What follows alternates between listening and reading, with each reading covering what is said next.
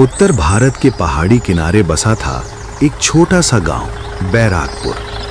चारों तरफ खेत, दूर दूर तक फैले सरसों और गेहूं के खेत, बीच में कच्ची गलियां, मिट्टी के घर और गांव के बाहर एक पुराना जंगल। बैरागपुर में जिंदगी धीमी थी लेकिन सुकून भरी।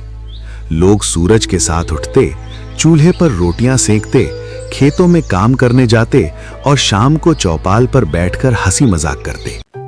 पर उस साल की सर्दी ने बैरागपुर की आत्मा तक जमा दी। अक्टूबर का आखिरी महीना था। आमतौर पर इस समय हल्की ठंड पड़ती थी, लेकिन उस सुबह कुछ अलग था। गांव के लोग जब बाहर निकले तो देखा कि बाहर सफेद परत जमी थी। चारों तरफ ठंड का कोहरा फैला हुआ था। ये देख सभी लोग हैरान हो गए। तभी बूढ़े हरिहर दादा, जो गांव में सबसे ज्यादा उम्र वाले थे, कांपते आग तापते हुए बोले, यह ठंड साधारण नहीं है, यह धीरे धीरे नहीं सीधा वार करती है। लोगों ने बात टाल दी। कहने लगे, गांव में बुजुर्ग अक्सर ऐसी बातें करते रहते हैं, ठंड का बढ़ता जहर। नवंबर आते आते ठंड ने जैसे पूरे गांव को जकड़ लिया था। रात होते ही हवाएं तेज हो जाती।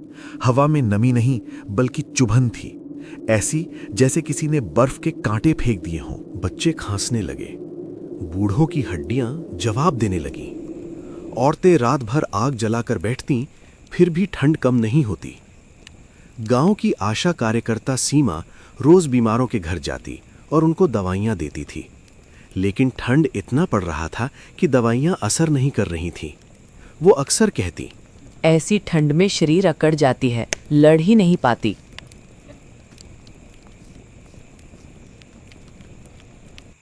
एक रात गांव के सबसे गरीब मजदूर भोलाराम का 3 साल का बेटा ठंड में कांपते कांपते मर गया। मां की चीख से पूरी गली जाग गई। लोग कहने लगे, ठंड ने बच्चे को जमा दिया। यहीं से गांव में डर फैल गया। आग भी हार गई। अब हर घर के सामने आग जलने लगे। पूरी रात लकड़ियां जलती, लेकिन ठंड कम नहीं होती। अजीब बात यह थी कि आग के पास बैठने पर भी हाथ सुन रहे थे। लोग कहते, ऐसा लगता है जैसे ठंड आग को भी निगल रही है। गांव के पुजारी दीनदयाल पांडे ने मंदिर में हवन कराया, पर ठंड और बढ़ गई।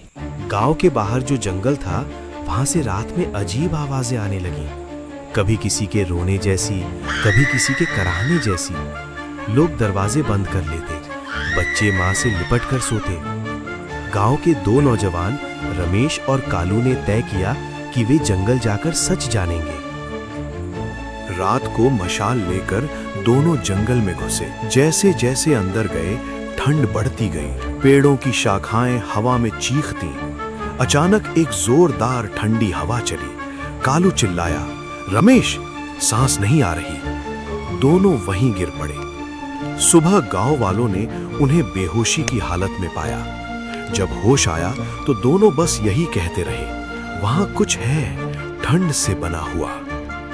दिसंबर आते आते मौतें बढ़ने लगी। हर हफ्ते कोई न कोई ठंड से मर जाता। अब लोग दीनदयाल पांडे के पास गए। उन्होंने बताया, बरसों पहले इस जंगल में एक साधु ने तपस्या की थी।